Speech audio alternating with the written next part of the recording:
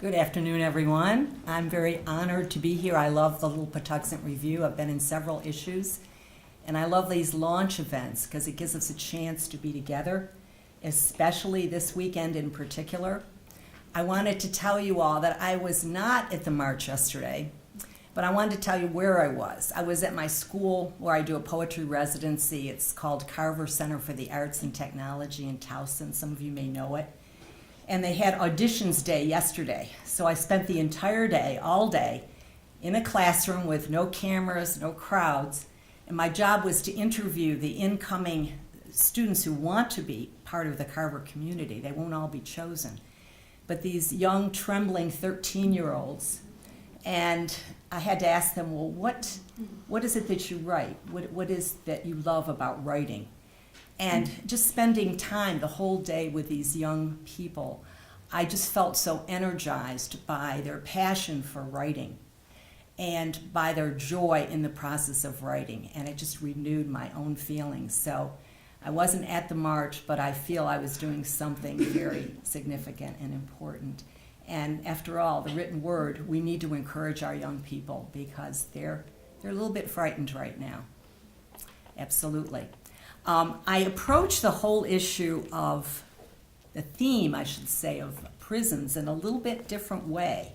But that's what the Little Patuxent Review says. You can go outside the box here. So I decided to stay with a person that we all know and remember, Marilyn Monroe.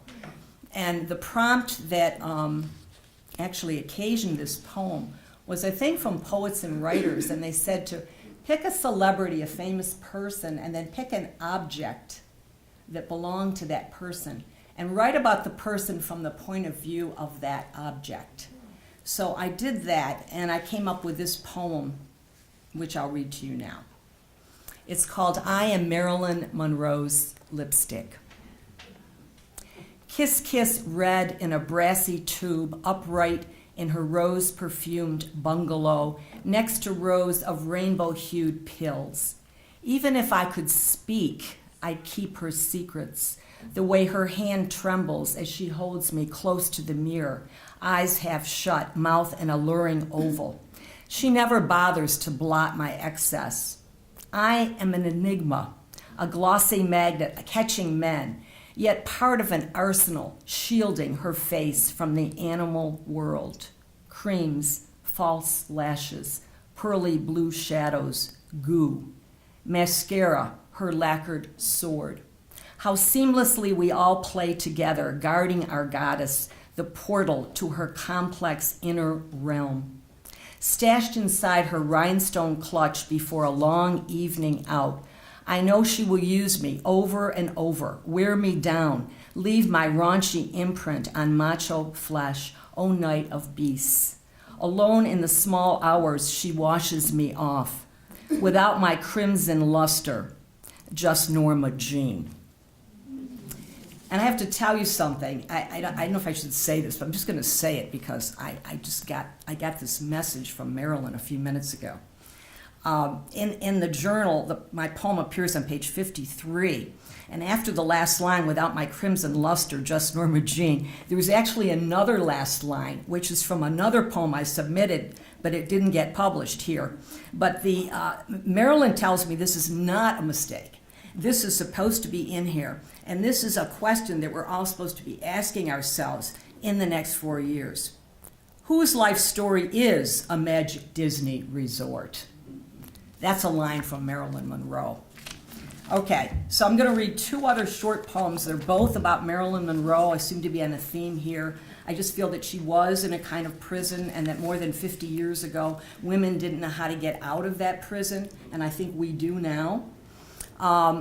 And this poem was also published in a previous issue of the Little Patuxent Review. And it actually has to do with two goddesses, Marilyn Monroe and Shirley Temple. And they were in real life contemporaries. They were only a few years apart. But I think we all picture them, Shirley as a little girl, the child actress, and of course Marilyn as the voluptuous goddess. So in this poem, they get away from it all. The Good Ship Lollipop. Shirley beams from the boat when a pearl Cadillac sails, into a parking space sprinkled with stars. Marilyn shimmies from her limo in lavender lame, her voice the scent of tired perfume.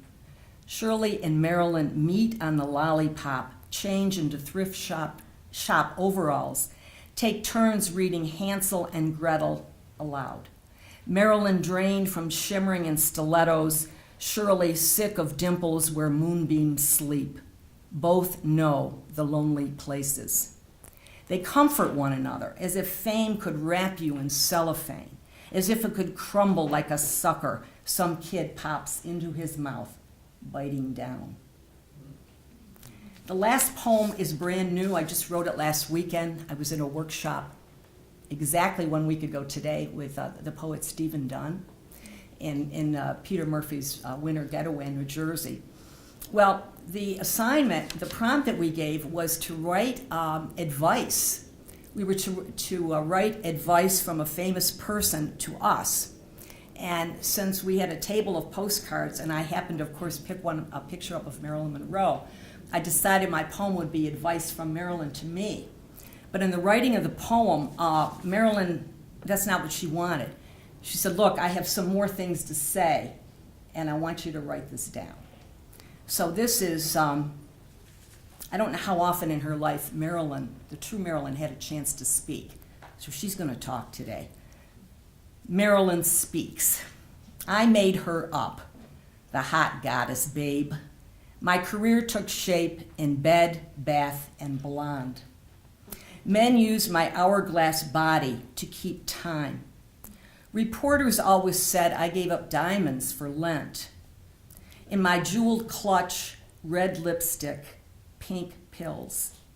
Makeup concealed the real Norma Jean. Tell me, what more did you want to see? My star burned, set fire to the gold lame. Fame killed me, but honey, before I went down, even my pubic hair glowed in the dark.